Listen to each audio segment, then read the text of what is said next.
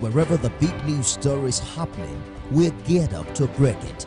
TVC News, first with breaking news.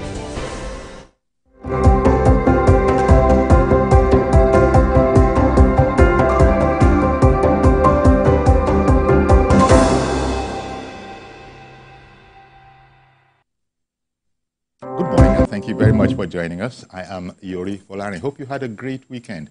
Okay, kicking off the very first day of the week now, serious business.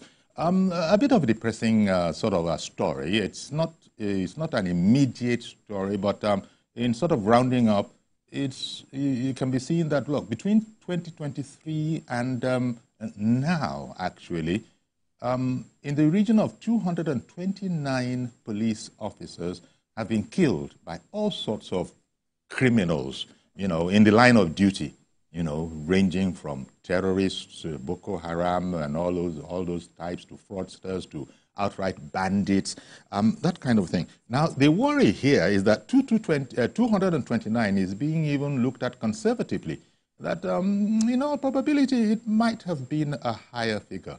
So let's talk about that today, the crucial role of the police and the deal that they do seem to be getting in the course of their duty in Nigeria. Now, our guest this morning is Dr. Kabir Adamu. He's a security consultant and also the CEO of Beacon Consulting. Good morning, Dr. Adamu. Good morning, Uncle Yuri. I'm delighted to be here in compliment of the season. Thank you very much, sir. Now, as I just said, Nigeria is one of those it's a funny country. When we're angry, we can be quite emotional about it. And at those times, there's nothing that one doesn't say, even against oneself.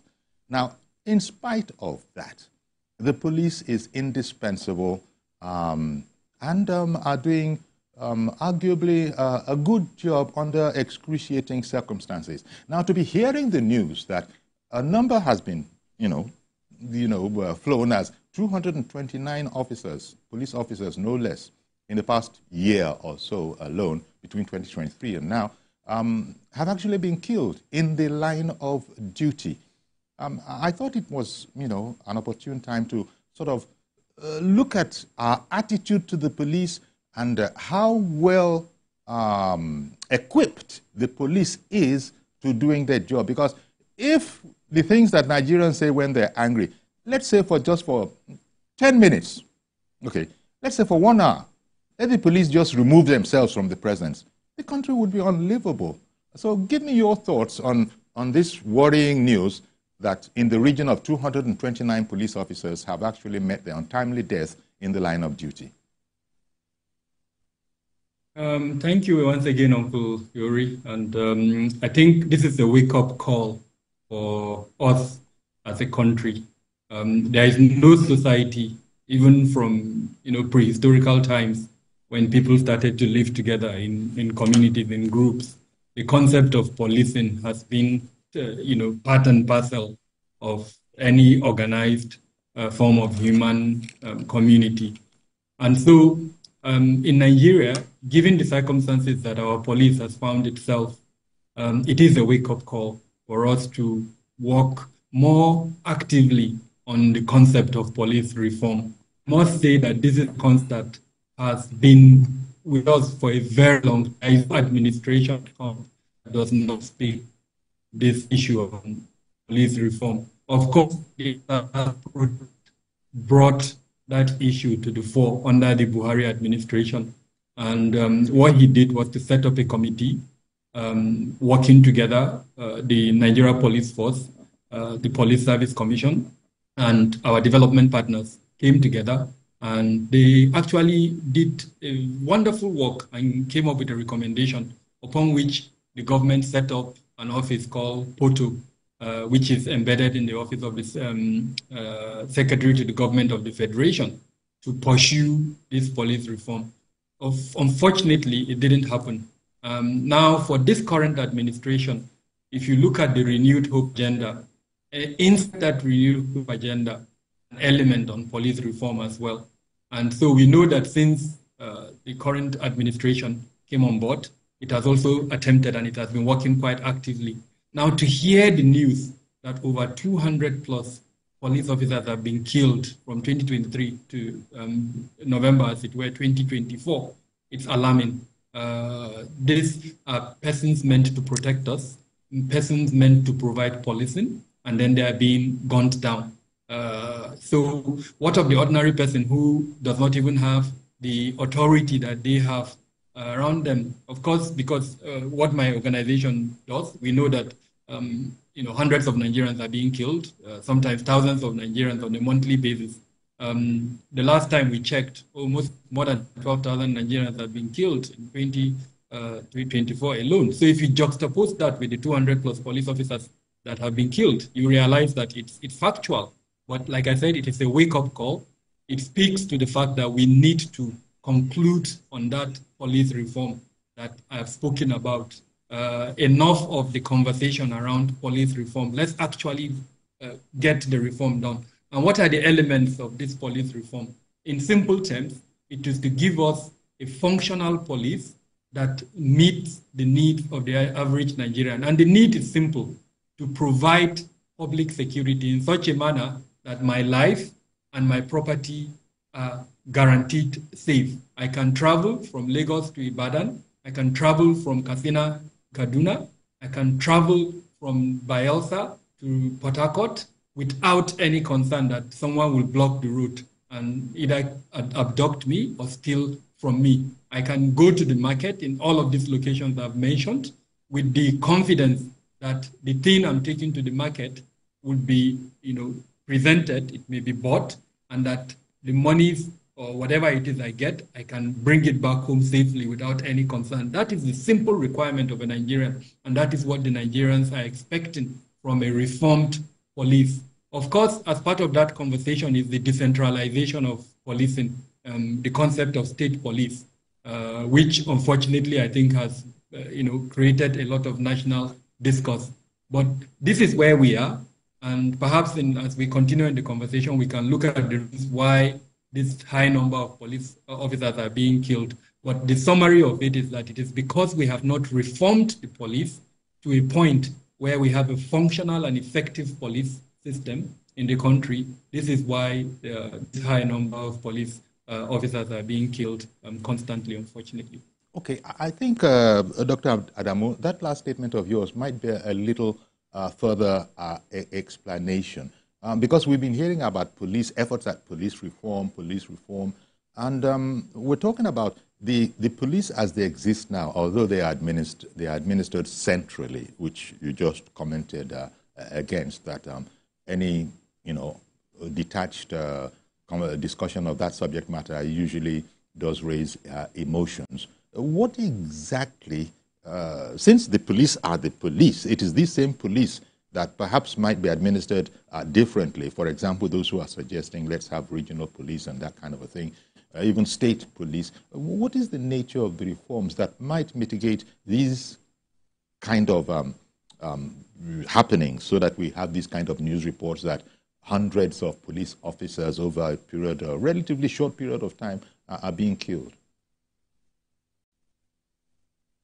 All right. The history of police reform is, like I said, dates back to pre-colonial times through the colonial times. And the reason was the police itself was not created to be citizen-centered.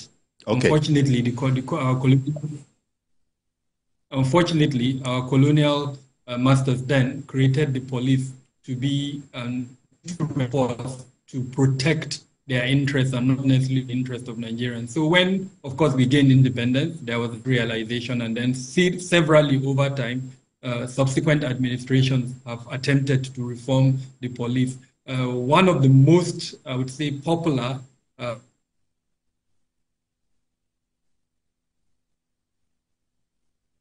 Okay, I think we had a dropout there. Dr. Kabir Adamu, security consultant, is our guest. He was just speaking before he sort of went offline, and we're looking at the phenomenon of the relative ease with which Nigerians are being killed. Of course, all of those things, the 229 number that we're given, They didn't all happen very, very shortly. Okay. Dr. Adamu, you were offline for a while, but you're back on now. I don't know. Yes, you know. So you were saying that the administration, I mean, yes.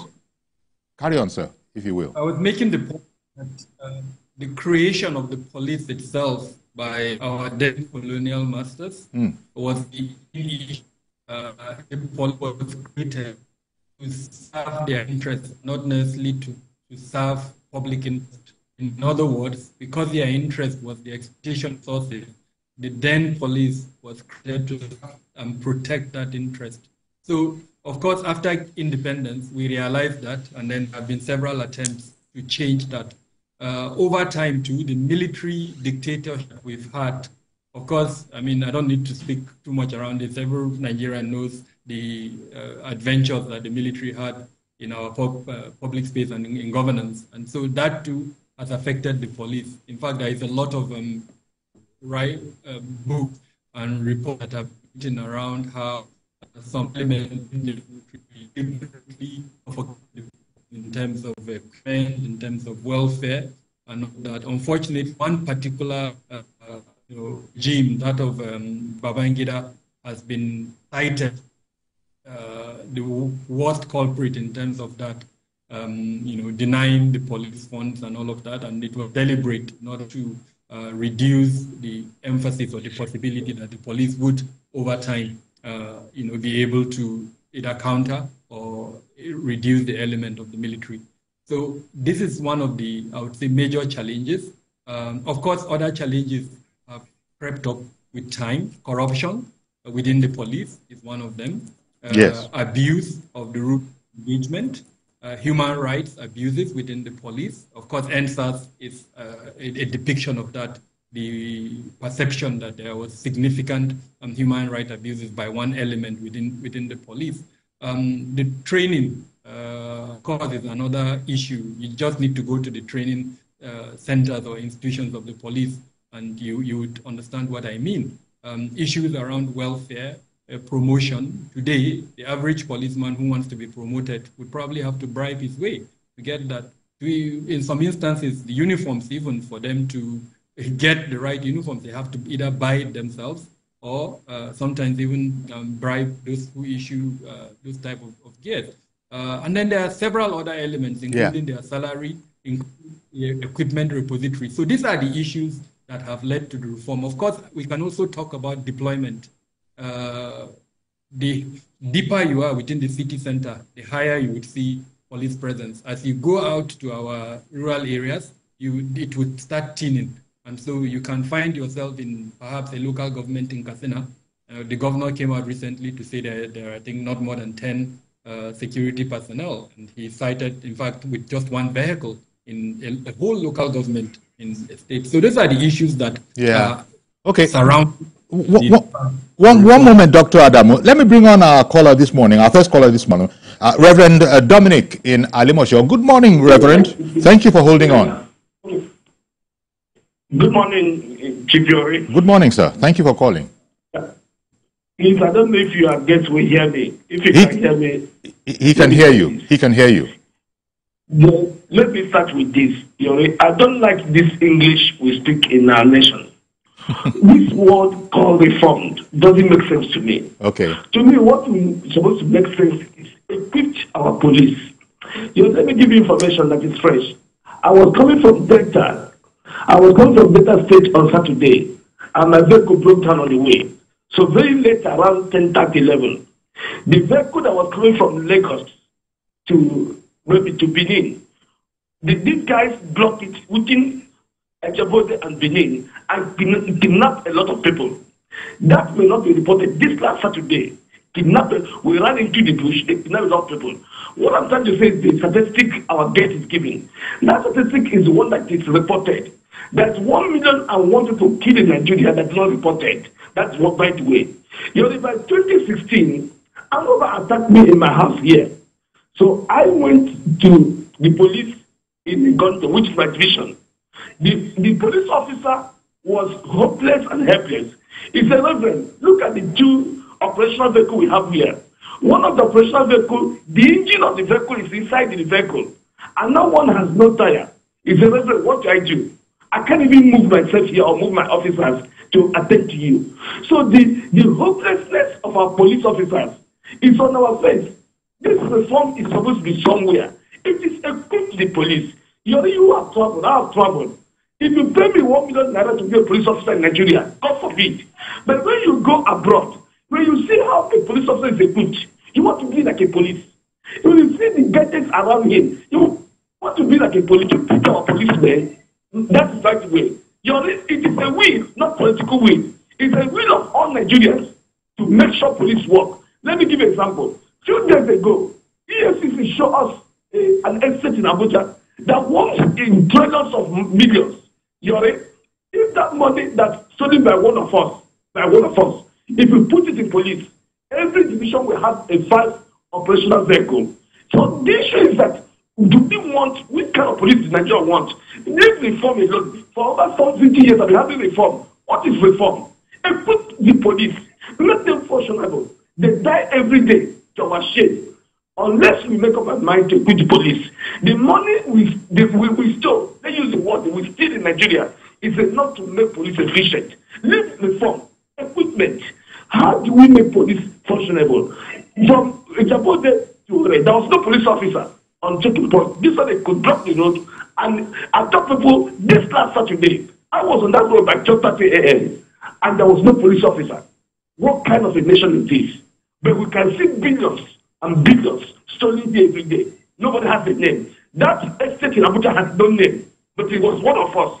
It is one of us. It's a Nigerian. With that money of that estate, they can equip Nigerian policemen and do what they call, I don't know what to call reform, and reform them to the efficiency we need. Police are the worst here. I thought most of the times, if you see a police officer under the sun, begging you 100 naira to drink pure water, yeah. Pity this man who has children, who has wife, who has housing to pay, but he's standing under the sun, begging for 100 naira for pure water. It's all shit to all our colleagues, in psyche. Include policemen. The way you put them everywhere, Nigeria will be better. Thank you, sir. Thank you very much, Reverend Dominic. A quite testy Reverend Dominic this morning, and I suppose people will understand where he's coming from, because when he made the comparison between here and yonder, that is other jurisdictions, other countries.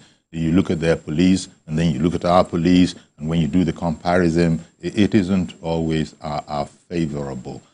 Did you want to respond to any aspect of that? Because he seems to think that we've not got our priorities right. We're talking about reforms, yep, we understand that. But if we really were serious and committed, wouldn't we have done much better than it appears we are doing at the moment, is, I think, that the question that is embedded in his submission. Yes, I agree with him totally. When I made my submission regarding the long history of attempted police reform, what I did not say is that my conclusion is that we have been cyclical in our attempt at police reform. We'll come out with beautiful, documents. The last time I checked, there are several, and any person who understands policing will, when you look at the reports written on police reform, you would marvel at the amazing work that has been done. An example is the Dammadani report that most police officers are happy about and recommend as a model. And then if you, like I mentioned, even in the Renewed Hope agenda, police reform is mentioned. And there, even though, let me be a bit funny here, the Erufai report was cited. And unfortunately, we all know what has happened between Erufai and this administration. So we are not sure whether that element of the Renewed Hope agenda still stands, or because of what happened between the administration and Erufai, that aspect has now seen the dustbin. But on a serious note, police reform is there. And we know at the moment the discussion is around state police or not. And I think the last time the Economic Council met, they did mention, I think, about 4 states and FCT Abuja that were yet to submit their positions on police report. And of course, we also know that the National Assembly has moved quite fast in terms of collating consensus views on the issue of state police. So some traction is being made, and we're hoping that this administration will not also join in that cyclical manner with which the issue of police reform is being approached. At the end of the day, just like the Reverend mentioned, what we want is a functional and effective police. Okay. One moment for Yakub in Dokbemu. Good morning, Mr. Yakub. Yeah, very good morning, sir. Thank you for calling. And then good morning to Dr. Adamu. Yes. I totally agree with Dr. Adamu by extension. Then my friend Reverend Dominic with the submission that he made. For me, the first question is this. I think Dr. Adamu will answer this question very well because he has been part and parcel of this reform, quote and unquote. I want to believe that inside that reform that they were trying to project to Nigerian citizens by reforming the police, I want to believe that the kind of police we have in this country, they should be able to give them life insurance. I repeat, life insurance. I believe that life insurance must be able to include. I have my reason saying that. The question is this: the 229 people that have been killed for the past some months ago now, up to this moment, what is the responsibility of the government concerning their family? Are they being that their family are being taken care of? They didn't want to know. Because if I supposed to be a police in this country today, I would like to know if something happened to me in the course of my job, my family that I left behind, they are not going to be suffer. Because I have a friend as a police, and in fact, I have elder brother as a police, just retired last month or last 2 months ago. Because the issue is this: when they retire or something has happened to them, if you check their background and then look back to their family, you will know that these people, they are suffering. And then you will not ask yourself, does it work to be a police in this country? Does it work? So if the Nigerian government, and then by extension, all Nigerian citizens, we can be able to say, yes, a police officer in this country, it is a Nigerian, a carry Nigerian flag and wear that cloth to be a police in this country. Because, and then especially, I want to say this, maybe because they are not giving them what they really need. I noticed some certain things, and then people that pass this road that I'm about to mention, they will say, yes, it is true. Especially if you go from Tongo, let's say from Toge down to Ifo, there is a particular junction or bus stop rather, you will meet a gang of police officers. I think they are 5 or 6 in number. I've been seeing this very particular police team for the past 10 years. The team has not been changed. And then let me shock you. What they did in that very particular junction or bus stop is this: they don't want to know what you carry. They don't want to know, they don't want to check maybe you carry a tidbit or you carry gold, you carry anything. All what they're after is those motorists. They have them dog settle us, and then they will allow them to go. So what is all those things? Because, and then I want to believe those gang of police officers, they have people they will report them to. If they are not reported to someone and meet the hierarchy in police, those gangs ought to be changed because it remains the same thing, the same officer for the past 10 years I've been seeing them. Yeah. So what is that message? The message they are passing through to us is that these people are set to some kind of hierarchy officer because that is why they are not in change. So Dr. Adamu, I want to believe, I repeat myself, if that is that police reform that you guys are doing, I want to believe you put insurance, especially life insurance for these police officers, because look at that, look at the family they left behind. All right. Okay. By extension, even the military. Okay, Mr. Yakub. Go and check the people they left behind in the course of the door when they are no more. Well spoken. God bless you, sir. Thank you very much, Mr. Yakub. Well spoken. Again, you see, it goes back to what we were saying, Dr. Adamu. He's even directly said, please help me respond to this. I'm sure you'll comment on it. But this is the very kind of situation that ordinarily the indispensable Nigeria policeman, this is the way he is, sort of, unfortunately, and I don't think it can be denied that there has been progress. There has been progress in the way they are doing their job. The only thing we are told is that perhaps those of us who are not directly concerned with monitoring and observing these things might not have noticed. But undoubtedly, there has been progress. The people that come out and speak for the police, ranging from the Force PRO and other eminent policemen, they are a far cry from the policeman that the ordinary Nigerian meets on the road. And even at that, it must be said that Nigerians now and again have seen fit to actually commend some Nigerian policemen that have been selfless and efficient and incorruptible in their duty. The issue is that there are not enough of those people. But maybe you'd like to start Dr. Adamu, from reassuring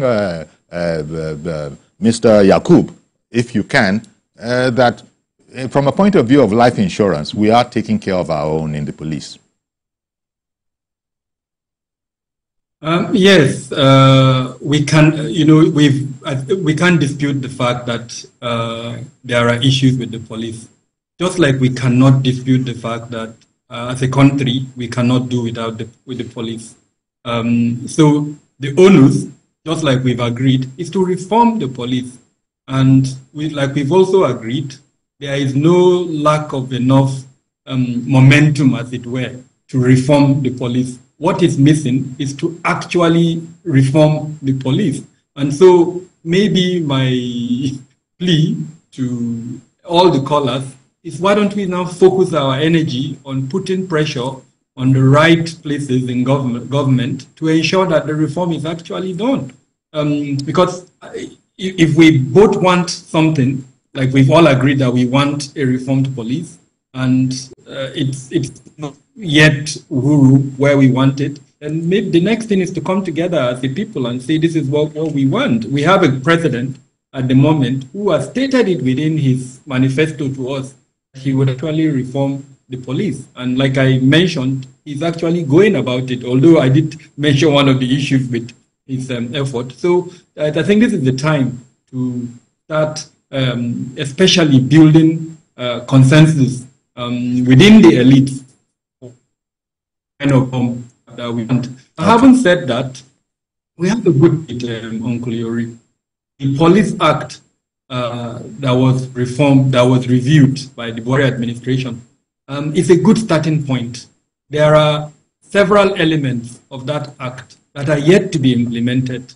And the fact that that act was actually reviewed is in itself a reform, because the last time that act was looked at was in the 1960s. Now in the 2000s, an administration has looked at it and has addressed some of the challenges regarding human rights, because most of the concerns we have with policing in Nigeria is human rights and rules of engagement. As an example, and I think this is a message to the current Inspector General of Police, Uncle Yori, why do we still have checkpoints on our roads? If you travel from Abuja to Benue, the last time I traveled, Uncle Yori, I counted 42 checkpoints. And with all sense of responsibility, Uncle Yori, I saw in almost all, again, with all sense of responsibility, this is not in any way meant to demean the police. I saw the officers there collecting money from commuters. And most of these commuters are business people who are moving goods between locations. So the result of that is that the prices of those goods will definitely increase, because if I'm a businessman and I have to pay bribe along the route, I will definitely pass it to the consumer. 43, Uncle Yori. Wow. If you multiply most times the amount, again, with all sense of responsibility, I'm saying this. It's not in any way meant to demean. I'm bringing an issue to the forefront that we need to address. In modern day, with technology, I'll tell you what, Doctor. We don't need those. I beg your pardon, Dr. Adamu, for interrupting, but we got to go on a break now. We'll be right back and we'll continue with this. Do please stay.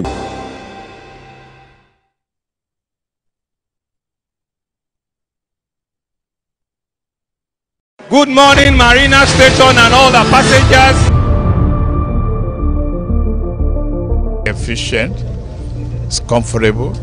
This development will go a long way in reducing congestion and emission. The trains are long-term solution to Lagos traffic challenges. This is where we take the final, decisions on policies, programs of government that will have to ensure that, the narration of Lagos as a PLC is taken very, very seriously. This is a major pedestrian bridge linking Oyinbo here to Apapa Road over there. With this overpass, we are providing what we call a permanent solution.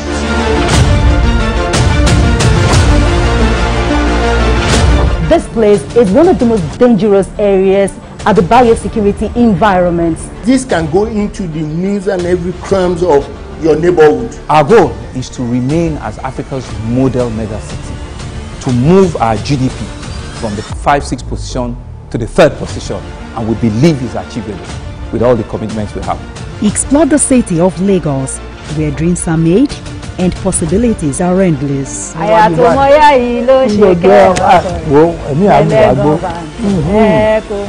Adedoja Salamadini. I live in Lagos, inside Lagos.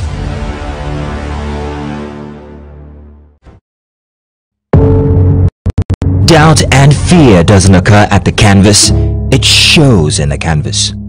It shows the conation of raw earthen material slabbed, stroked and molded at a pace provided by the doubt and fear. Every move way in the struggle of one to the other, merging the past to the present, brushstrokes of colors seen but not known. For when the wailing stops, the pieces settle down in abject beauty erected for a century.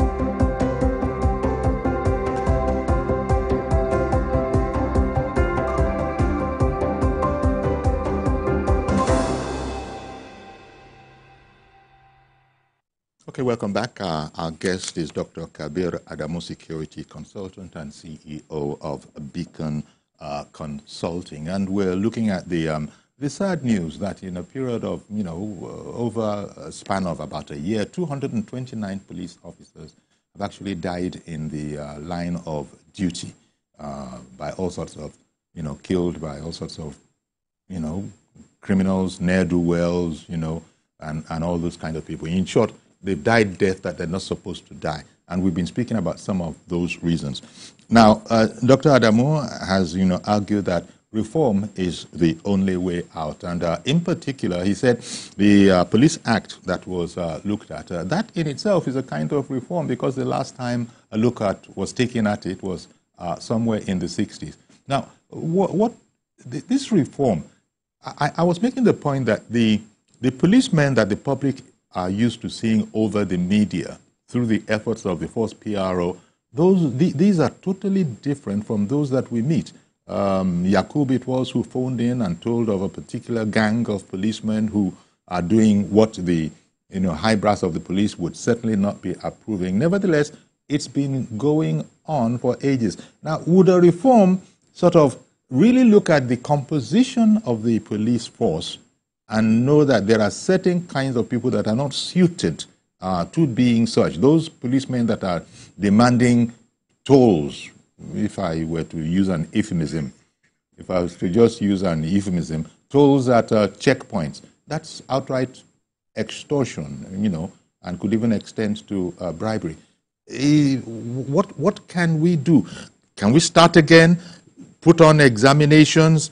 If you don't have an O-level equivalent, you can't be trained as a police officer, so forget it. You need a certain level of education to understand what it is we're all about. Is that where we should go? I'm coming to you, Dr. Adamu, with those thoughts of mine, but I understand Ibrahim has called in. Ibrahim, good morning. Thank you for calling in.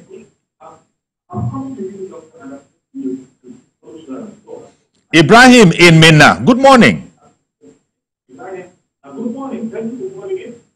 Good morning. Okay. Uncle Yori. Good morning, sir. And Doctor. Good morning, Uncle Yori. And Dr. Adamu. Okay.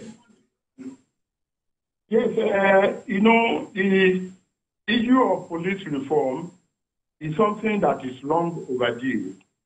the entirety of reform is like when you are talking about the reform of Nigeria as a society, because the police has that very vital role to play in management of the society. A country like Nigeria, where the level of crime is very prevalent.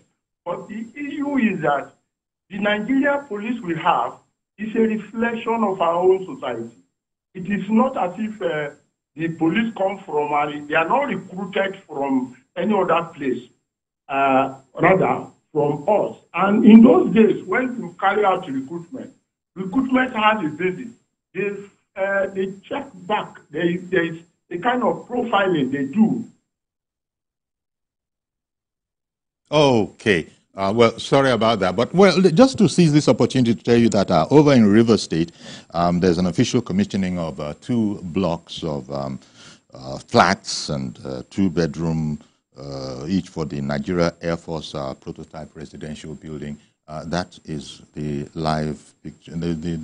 You're seeing live pictures of this, right now on your screen. Viewers on our terrestrial can continue with the program on our YouTube channel. Viewers in diaspora, there is no change. So we still have Dr. Kabir Adamo, security consultant, and we're looking at the subject matter of the policemen that have been killed, and we'll be mourning that fact. Okay, the Ibrahim calling in, was speaking last, and now perhaps is the time for me to let you comment on these matters. Dr. Adamo, is it that we're going to reform up to the level of even the caliber of person that, is admitted into the police force? Psychological Yes, tests and that kind of a thing? Yes, Uncle Yuri. Okay. One of the challenges affecting the police at the moment is its recruitment process.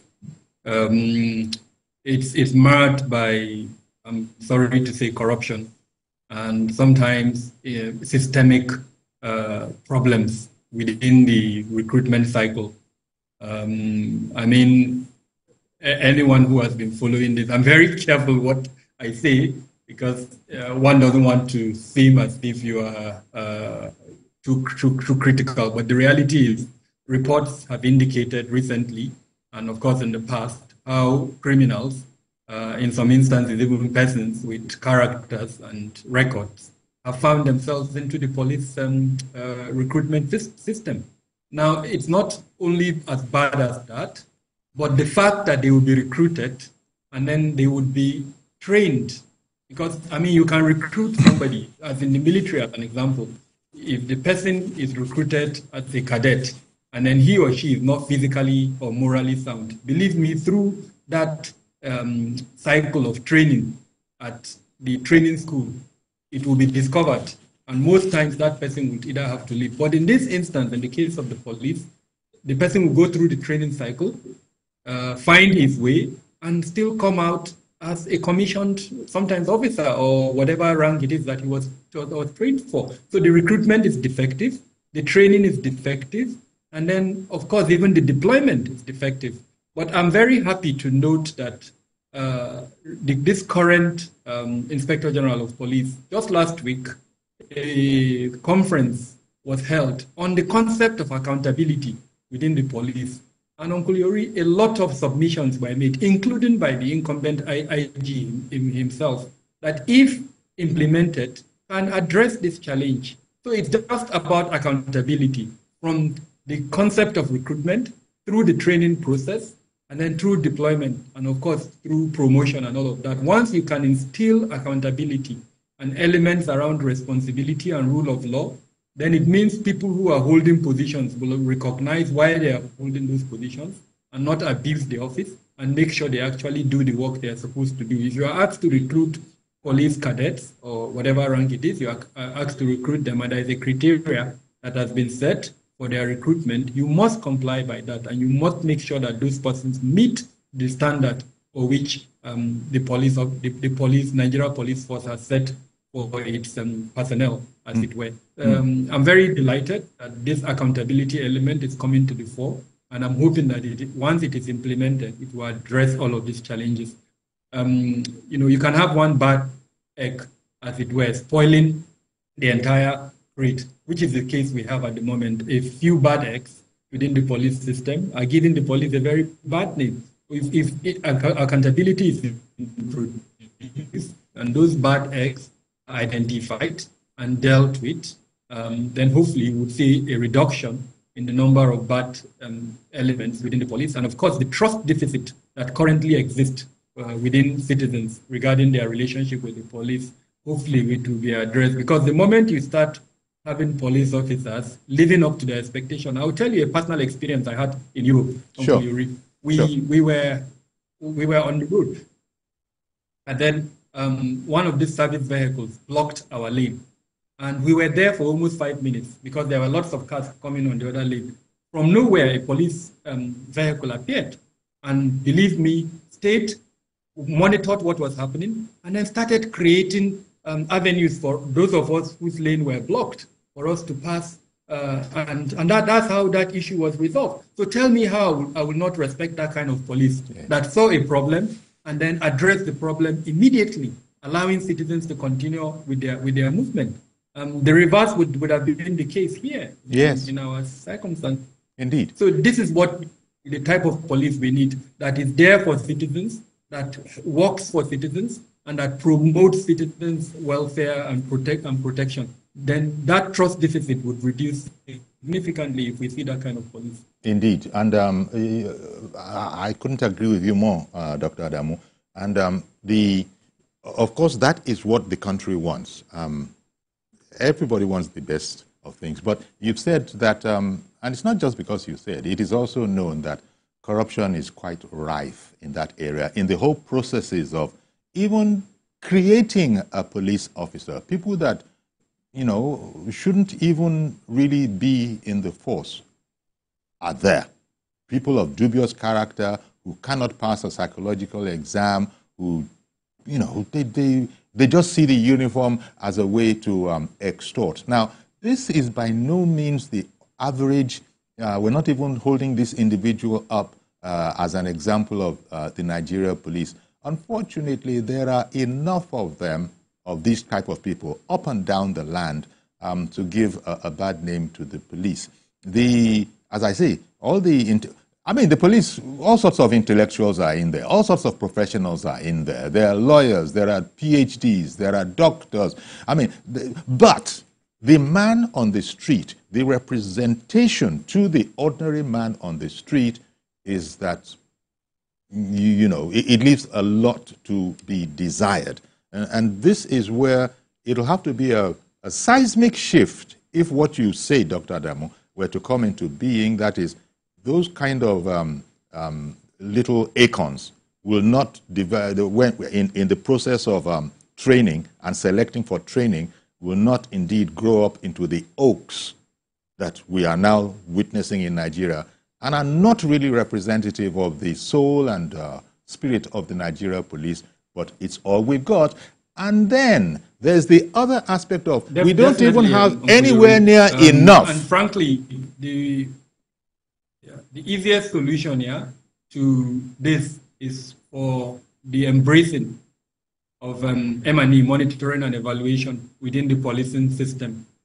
So for every aspect of the policing institute and structure, an M&E component must accompany that aspect. In other words, if the current IG embraces this, he can ask each department, each unit to have an M&E framework that is tied into its institutional M&E framework for the Nigeria police force.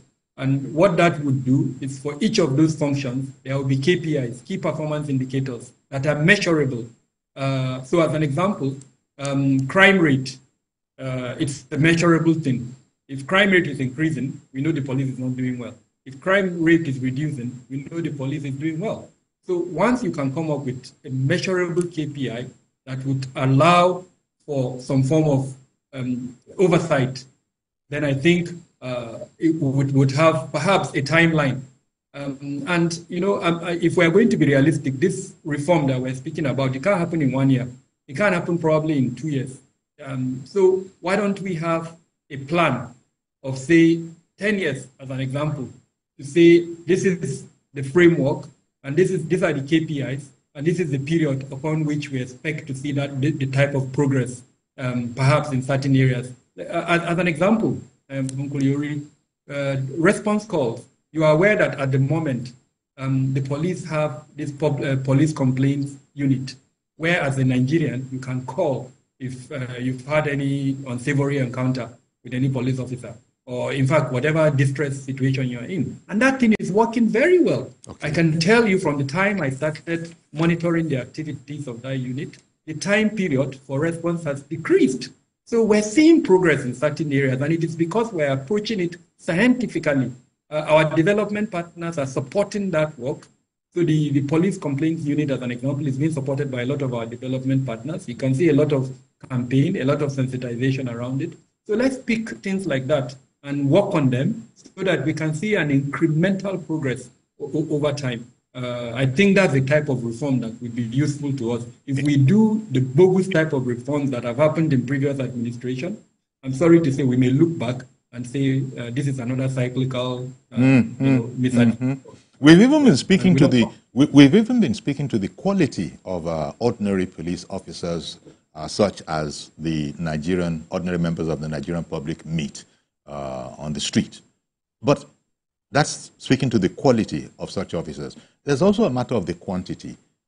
I understand that in terms of all sorts of indexes, United Nations indexes of how many policemen to how many citizens, we are woefully behind in that as well. So there's the quality issue. There's also the quantity issue, that when we do even have the kind of policemen that will indeed fly the police flag proudly, we don't have enough of them.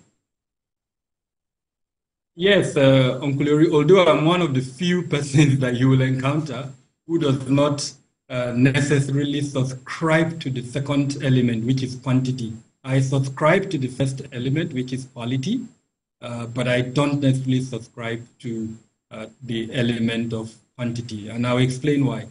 The concept of policing is wide. At the moment in Nigeria, you have a lot of organizations that are actually carrying out policing functions. So it's not just the Nigeria Police Force, the NPF that we know that is the only institute for policing. You have this, to an extent, the civil defense. You have organizations like the Economic and Financial Crimes Commission, ICPC, to an extent even the SSS, name them, that are carrying out policing functions, and that is even at the federal level.